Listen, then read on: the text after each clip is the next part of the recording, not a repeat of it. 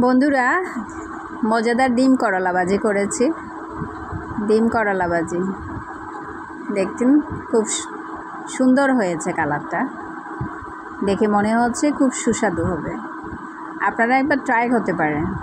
আমি প্রথমে করলাটা ভালো করে ধুয়ে ফেলে নিয়েছি, ভিতরে বিচিগুলো ফেলে দিয়েছি। বিচিগুলো ফেলে দেওয়ার পরে আমি পাতলা করে কেটে নিয়েছি। তারপর একটা কড়াইয়ে আমি 4-5 মিনিটের জন্য ভাপ দিয়ে নিয়েছি, লবণ দিয়ে। ভাপ দিয়ে নেওয়ার পরে আমি একটা কড়াইয়ে তেল দিয়েছি। তেলের মধ্যে বড় সাইজের একটা পেঁয়াজ দিয়েছি। পেঁয়াজটা একটু ব্রাউন করে ভাজার পরে আমি এটার উপরে একটা ডিম ফেটে দিয়েছি। ডিমটা তারপর আমি নাড়াচাড়া দিয়ে আমি গুঁড়া গুঁড়া করেছি। হালকা ডিমের উপরে হলুদের গুঁড়া দিয়েছি, যদিও আমি দেখাচ্ছি না।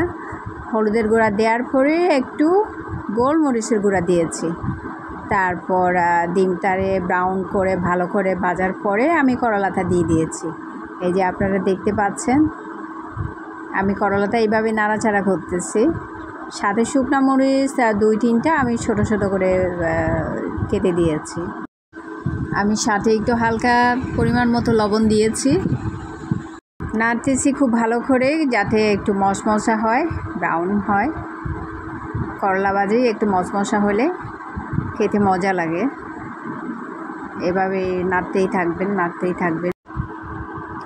আমার করলা ভাজি হয়ে যাওয়ার পরে বাটিতে বাড়ছি, এই যে দেখতে পাচ্ছেন কালারটা।